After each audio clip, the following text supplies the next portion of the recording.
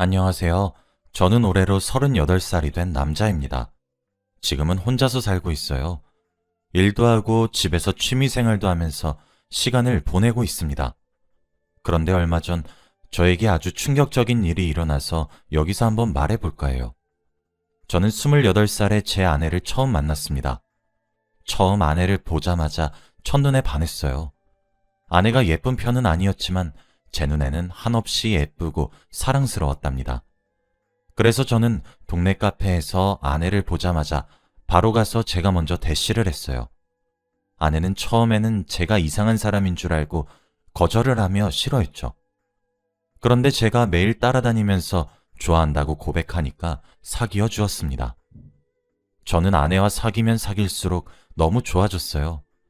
남들은 오래 사귀면 권태기가 온다고 하는데 3년 동안 사귀었지만 권태기는 전혀 오지 않았죠. 그때 저도 나이가 이제 30살이 넘어가고 집안에서는 결혼을 부추겨서 그녀에게 프로포즈를 했죠. 아내는 고맙게도 제 프로포즈를 받아주었어요. 아내는 승무원이었고 저는 자동차 정비소를 운영하고 있는 평범한 남자였죠. 돈은 잘 못 벌지만 어릴 때부터 수입의 대부분은 저축을 하고 살았어서 모아둔 돈이 또래보다는 많은 편이었죠. 하지만 아내의 단점이라고 하면 단점이라고 할 수 있는데 아내는 모아둔 돈이 전혀 없었어요.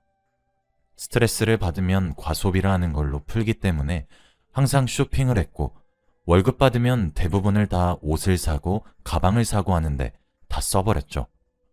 그래도 그때는 콩깍지가 씌었는지 아내의 그런 모습도 예뻐 보였답니다. 제가 더 많이 일하면 된다고 생각했어요. 그런데 저희의 첫 트러블은 결혼 준비를 하면서 일어나게 됩니다. 결혼 자금이 생각보다 많이 들었어요. 대출을 받아도 부족했죠. 대부분 남자가 집을 사고 여자가 혼수를 사잖아요. 저는 어느 정도 모아둔 돈이 있었기 때문에 대출금을 조금 보태서 집을 살 수 있었지만 아내는 모아둔 돈이 전혀 없어서 혼수를 장만할 여력이 없었죠. 그때 저는 결혼이 너무 하고 싶었기 때문에 제 친구들한테까지 돈을 빌려가며 겨우 혼수를 장만하고 결혼식을 올리게 되었죠. 저는 결혼 전에 돈을 많이 벌어서 우리 아내 돈 써도 부족함 없이 살게 해준다고 했어요. 그런데 아내는 제가 아무리 열심히 벌어도 못 채울 만큼 쇼핑을 하기 시작했죠. 여보, 이건 어때? 이 가방 신성인데 너무 예쁘지? 그런데 이렇게 물건을 사는데도 한 번도 제 물건을 사준 적이 없었죠. 그래도 승무원은 저보다 돈을 더 잘 벌었기 때문에 그래도 이해를 했습니다. 아내는 비행을 하는 동안에는 쇼핑을 하지 않았죠. 아내는 일주일 중에 많게는 4일은 비행을 한다고 집에 잘 오지 않았어요. 그래서 제가 혼자 있는 시간이 많았죠. 처음엔 너무 외로웠고 이게 신혼부부의 생활이 맞나 싶었지만 사람은 적응의 동물이라고 이것 또한 적응을 하더라고요. 그런데 어느 날 우편을 확인하니 제가 모르는 카드사에서 우편물이 왔더라고요. 저는 다른 집 우편물이 저희 집에 잘못 들어왔나 싶어 확인해보니 저희 집 것이 맞았죠. 이름은 제 이름으로 되어 있었습니다. 저는 카드 가입을 한 기억이 없었는데 말이죠. 그런데 카드값이 자그마치 300만 원이 찍혀 있었습니다. 저는 한 번도 그렇게 큰 돈을 한 달 동안 쓴 기억이 없었거든요. 저는 아내가 의심스러웠죠. 우편을 확인하자마자 화가 머리끝까지 나서 아내에게 전화를 했지만 비행 중이었는지 전화를 받지 않았어요. 그런데 카드 사용 내역을 보니 백화점, 쇼핑몰 등등 전부 다 아내가 쇼핑을 해서 물건을 가지고 왔던 곳이었어요. 저는 이 돈을 어떻게 다 갚아 나가야 할지 막막했죠. 그때 아내가 전화가 왔고 왜 전화했어? 라고 하더라고요. 이 카드 뭐야? 카드값이 300만 원이나 나왔어. 아, 그래? 내가 이번 달에 쇼핑을 좀 거하게 했나 봐. 미안. 근데 여보, 갚아 나갈 수 있잖아. 저는 뻔뻔한 아내의 모습에 화가 더 났어요. 내가 네 카드값 갚아주는 사람이냐? 그리고 왜 명의를 내 걸로 신청해?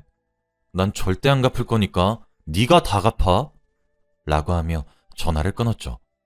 저는 정말로 카드값을 갚아줄 생각이 전혀 없었습니다. 이렇게 힘들게 돈을 벌어서 스스로 갚아 나가야 나중에 이렇게 과소비하는 습관을 고칠 수 있을 거라고 생각했죠. 그런데 한 달 뒤 모르는 전화번호로 전화가 오는 겁니다. 이민수 고객님 맞죠? 지난달 카드값을 아직 지불하지 않으셔서 연락드렸어요. 라고 했죠. 결국 아내는 300만 원 중 하나도 내지 않았어요. 저는 그때 카드값을 제가 내지 않으면 신용불량자가 될 것 같아서 어쩔 수 없이 오래 들여놨던 적금을 깨서 지불했습니다. 그날 밤 아내가 집에 오자마자 여보, 내가 카드값 내라고 했잖아. 왜 안 냈어? 라고 물었어요.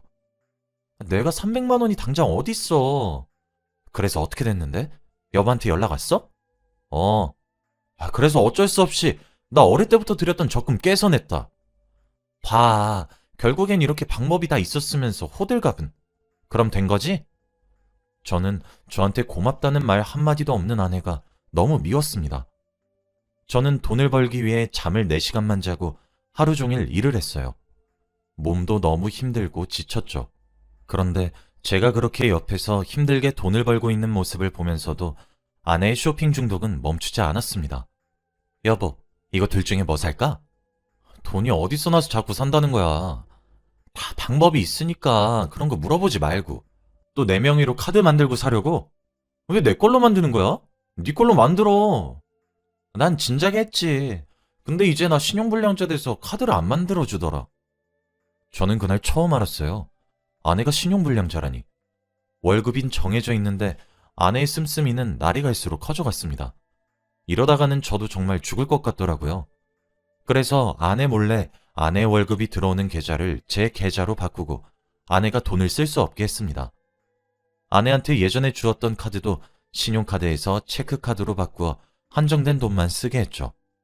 카드를 건네주면서 여보, 앞으로 이 카드 쓰면 돼 라고 말했어요.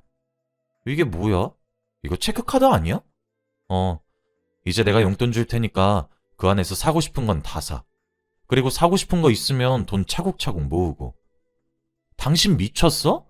내가 용돈을 받으면서 어떻게 살아? 당신 결혼하기 전에 나한테 뭐라고 했어?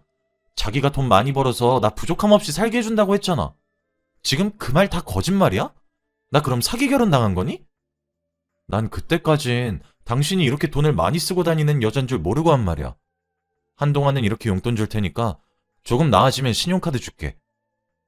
아내는 나중에 카드를 돌려준다고 하니 다시 조용해졌죠. 그런데 그날부터 집안에 있는 물건들이 하나씩 없어지는 겁니다.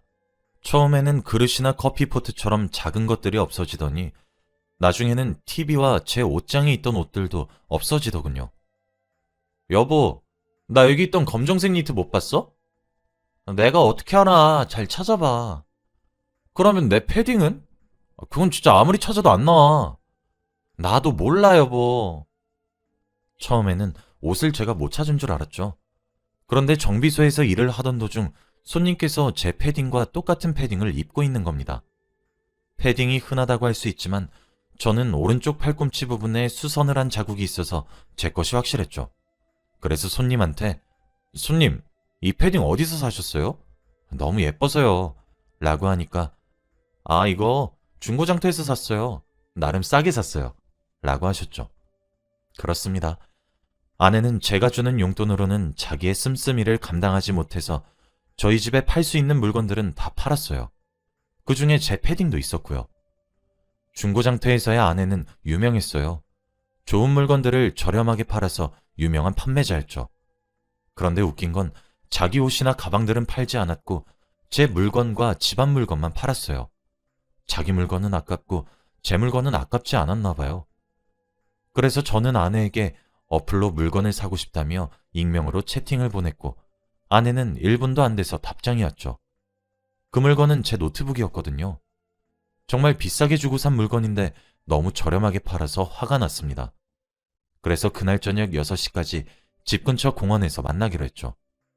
6시에 약속 장소에 가서 노트북을 들고 있는 아내를 보자마자 여보, 여기서 뭐해? 아내는 당황을 하며 여보가 여긴 웬일이야? 라고 하더군요. 그 노트북 산다고 한 사람 나였어. 도대체 왜 이러는 거야? 이제 제발 그만 좀 해. 뭐? 그럼 여보 나 속인 거야? 그리고 내가 정말 이러는 이유 모르겠어? 당신이 주는 용돈 너무 부족하단 말이야. 그래서 내가 우리 집 물건 팔아서 돈 벌어서 당당하게 백 산다는데 당신이 뭔 상관이야? 뭔 상관? 당신이 노트북 나한테 판다고 허락받고 팔았어? 아니잖아. 이거 엄연히 절도야.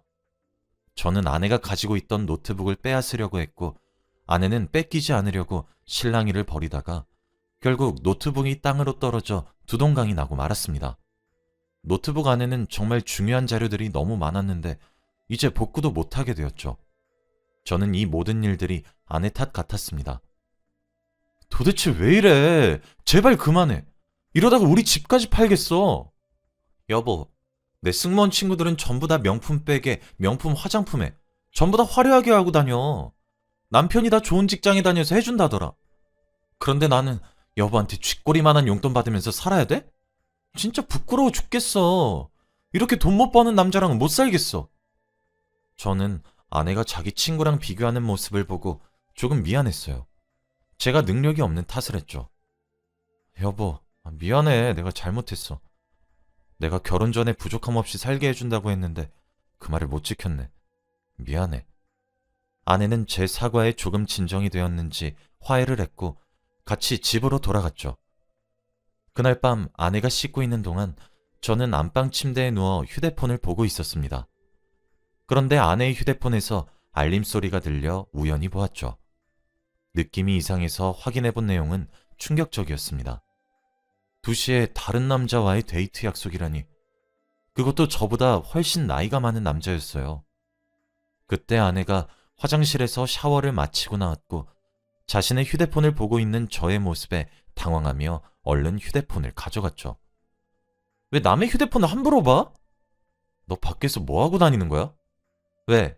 내가 밖에서 누굴 만나고 다니든 무슨 상관인데? 너 승무원은? 너 2시면 일하고 있을 시간이잖아. 승무원? 퇴직금 많이 주길래 진작에 관뒀지. 그리고 이 남자가 너보다 훨씬 부자야. 내가 갖고 싶은 것도 척척 사주고 용돈도 아낌없이 쓰라고 준다고. 저는 아내의 말을 들은 순간 그녀의 뺨을 내리쳤죠. 네가 드디어 미쳤구나. 너 젊음이 언제까지 갈 것 같냐? 늙으면 이 할아버지 뻘인 작자가 널 찾아줄 것 같아? 왜 때려? 그리고 여보가 무슨 자격으로 내 뺨을 때려? 당신 이거 내가 고소할 거야. 당신은 그냥 용돈벌이로 만난 거야. 가끔씩 정말 돈이 급할 때 여보한테 돈 좀 빌리려고 여보가 모아둔 돈이 어느 정도 있으니까 내가 너랑 사귀어준 거라고. 주제 파악이 안 돼? 나 이제 너랑 못 살아. 이혼해. 이혼? 그건 내가 하고 싶은 말이야. 당장 내 집에서 나가. 아내는 바로 대충 짐을 챙기고 집 밖으로 나갔죠. 저는 다음날 바로 이혼 전문 변호사를 찾아가서 제가 겪었던 모든 일들을 말했습니다. 저는 아내에게 청구할 수 있는 위자료는 최대한 많이 청구하기로 했어요. 결국 저는 이혼 소송을 진행했죠. 그런데 아내는 연락을 받지 않았습니다. 이혼 서류에 도장도 찍어야 하고 위자료도 받아야 하는데 자기도 자기 잘못을 아는지 연락을 도무지 받지 않았죠. 결국 경찰서에 실종 신고를 했어요. 아내가 집을 나가서 오지 않는다면서요. 경찰은 혹시나 아내를 찾으면 연락을 드리겠다고 했죠. 그런데 한동안 연락이 오지 않았어요. 그렇게 한 달이 지나도록 아무런 연락이 없었죠. 그런데 다음날 경찰에서 연락이 왔습니다. 저기 이민수님 맞으시죠? 네, 맞아요. 아내 찾으셨나요? 네, 찾긴 찾았는데 경찰서로 지금 얼른 오셔야 할 것 같아요. 경찰은 떨리는 목소리로 말을 했고 저는 얼른 경찰서로 갔습니다. 그런데 민수님, 죄송해요. 아내분은 시신으로 발견됐어요. 네? 도대체 왜요? 경찰의 말을 들어보니 아내는 그 남자를 만나면서도 돈이 부족했는지 사채까지 썼다고 해요. 그런데 아내가 돈을 못 갚은 것은 물론이고 이자도 제대로 못 갚아서 결국 원금보다 이자가 더 크게 불어나게 되었고 그 돈을 빌려준 사람들이 아내를 찾아가서 온갖 협박을 일삼았다고 합니다. 아내는 지속적인 스트레스로 인해 화병을 얻어 어느 날 갑자기 운명을 달리했다고 해요. 아내는 결국 돈 때문에 죽었죠. 저는 이 말을 듣고 슬프지도 않았습니다. 결국 자기 무덤 자기가 판 거라고 생각했거든요. 그런데 우려가 되는 게 저와 아내는 아직 정식적인 이혼관계가 아니어서 아내가 진 빚들을 제가 다 갚아야 하는 게 아닌가라는 생각이 들었어요. 하지만 요즘 법이 좋아져서 그렇지 않다고 하네요. 아내가 진 빚은 아내의 부모님에게 간다고 합니다. 처가댁 식구들이 불쌍했지만 그래도 어쩔 수 없는 거니까요. 저는 아내의 장례식에도 가지 않았어요. 아내의 영정사진 속 얼굴을 보기 싫었거든요. 몇 달 뒤 휴가가 생겨서 집으로 갔는데 저희 부모님께서 오랜만에 처가댁 얘기를 해주더라고요. 그런데 아내가 졌던 빚이 무려 3억이나 된다고 해요. 그 빚의 액수를 보고 장인어른은 심장마비로 쓰러지셔서 당장 수술해야 하는 상황이라 장모님 혼자 돈을 벌어야죠. 3억이면 두 분이서 평생 벌어도 부족한 돈인데 병원비까지 있으니 저는 너무 도와주고 싶었습니다. 저희 부모님은 극구 반대했지만 저는 아내가 미웠지 장모님 장인어른은 좋아했기 때문에 오랜만에 연락을 드렸어요. 그렇게 장모님을 만나서 돈 봉투를 전해드렸어요. 저는 정비소 있는 지역이 신도시로 발전을 해서 인구도 늘어나고 저희 지역에서 정비소를 운영하는 사람은 저밖에 없었기 때문에 월급도 올라서 경제적으로 넉넉했죠. 장모님은 내가 이 돈을 어떻게 받아? 자네가 우리 딸 때문에 얼마나 고생했는지 아는데 도로 가져가게. 나는 절대 못 받아. 장모님, 제발 받아주세요. 저 그냥 드리는 거 아니에요. 장인어른 수술하고 괜찮아지시면 갚으셔야 해요.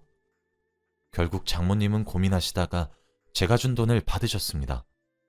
그렇게 장인어른의 수술은 성공적으로 끝이 났고 아내의 돈도 갚아 나가시는 것 같았어요. 장모님과 장인어른은 자기들이 조금이라도 안 갚으면 자식들이 갚아야 한다며 그건 안 된다고 매일 새벽부터 밤늦게까지 일을 하셨죠. 저는 너무 안타까웠지만 제가 도울 수 있는 것은 여기까지인 것 같았어요. 아내가 빌린 돈을 제가 갖고 싶진 않았거든요. 그렇게 저는 평소와 다름없는 일상을 살고 있고요. 지금은 혼자 살고 있습니다. 저는 앞으로도 혼자 살고 싶어요. 제가 정말 좋아하는 여자가 이렇게 저를 배신하니까 제가 좋아해도 함부로 대시하고 그러면 안 된다는 걸 알았죠. 제 이야기는 여기까지입니다. 제 사연을 들어주셔서 감사합니다.